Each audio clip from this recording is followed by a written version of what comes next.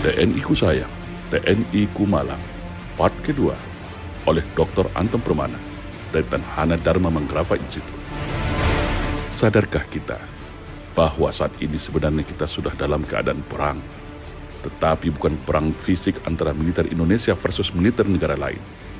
Tetapi saat ini sedang berlangsung perang asimetris, sebuah jenis perang modern yang bersifat non-fisik, tidak kelihatan dan tidak tampak.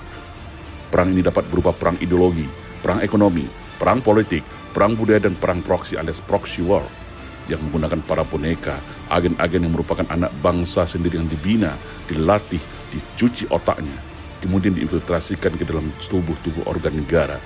Bahkan mereka diberikan fasilitas dan uang untuk tujuan-tujuan tertentu dalam hal mempengaruhi kebijakan negara.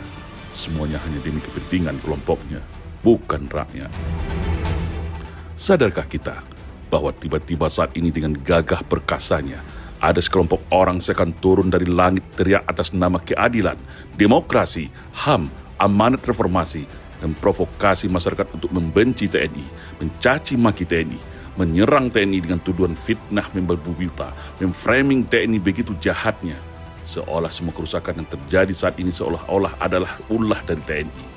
Padahal guys, pasca reformasi, justru TNI dikerangkeng, dilemahkan, dicabut kewenangannya dengan sedemikian rupa.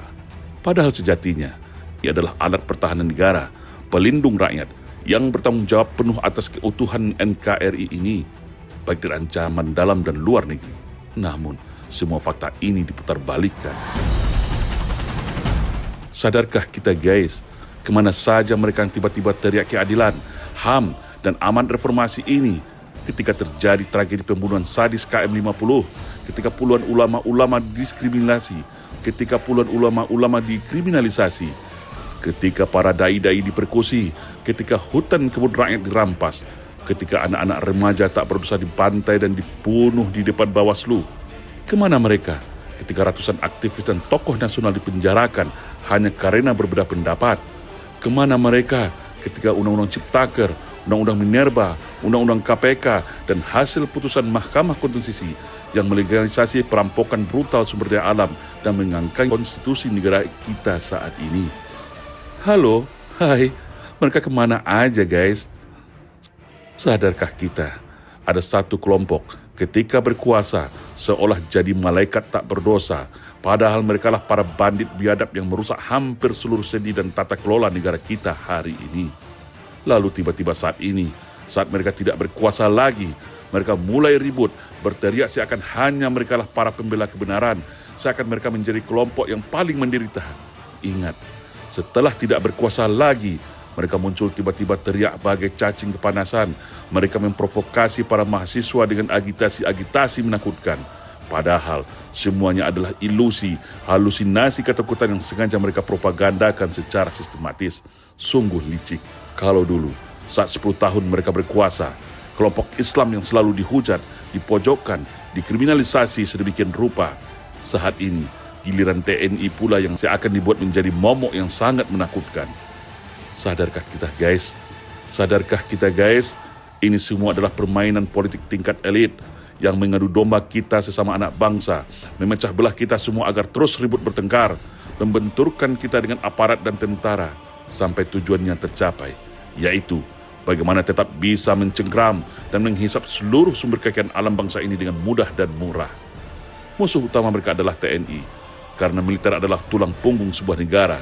Apabila militer lumpuh dan kembali ke barak, maka mereka akan leluasa bermain dan menguasai terus-menerus semua potensi sumber daya alam bangsa ini. Musuh utama mereka selanjutnya adalah Islam, karena kelompok mayoritas di negara ini, makanya selalu dipojokkan dan dibungkam lebih dulu dengan isu radikalisme, intoleransi, serta politik identitas, agar kelompok ini kehilangan pengaruh dan hegemoninya alias layu sebelum berkembang. Sadarkah kita guys, ini semua hanyalah permainan kepentingan bisnis dan politik semata. Ada yang merasa terusik, ada yang merasa terancam, ada yang merasa terganggu, ada yang ketakutan apabila TNI kembali hadir untuk menyelamatkan bangsa ini, karena sudah terlalu rusak parahnya. TNI adalah anak kandung rakyat, TNI lahir dari rakyat untuk rakyat, TNI adalah tentara pejuang, tentara rakyat, dan tentara profesional yang patuh tunduk pada konstitusi dan Pancasila. jiwa raga seorang prajurit TNI sudah disumpah setia untuk memberikan sepenuhnya untuk bangsa dan negara. Ingat itu guys, tidak akan mungkin dan pernah dalam sejarah TNI jadi pengkhianat. Justru TNI yang selalu terdepan, tampil ketika negara ini genting dan darurat. Ini adalah fakta. TNI adalah alat pertahanan negara dan penjaga kedaulatan negara. Kekuatan TNI adalah rakyat. Makanya, yang benci dan memusuhi TNI akan sedemikian rupa berupaya memisahkan TNI dengan rakyat melalui fitnah dan rekayasa tuduhan. Rakyat harus sadar, rakyat harus paham untuk tidak mudah diprovokasi dan dihasut. Rakyat tidak boleh kalah lagi dan terkecoh permainan politik, agitasi, dan propaganda elit global asing ini. Kita jangan mau detail lagi guys.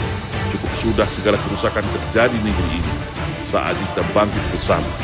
Mari kita semua, TNI dan rakyat bersatu padu untuk menyelamatkan bangsa dan negara yang sudah rusak parah ini.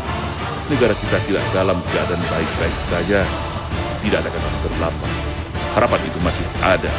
Karena bersama rakyat, TNI akan kuat. Insya Allah. Salam Indonesia Jaya.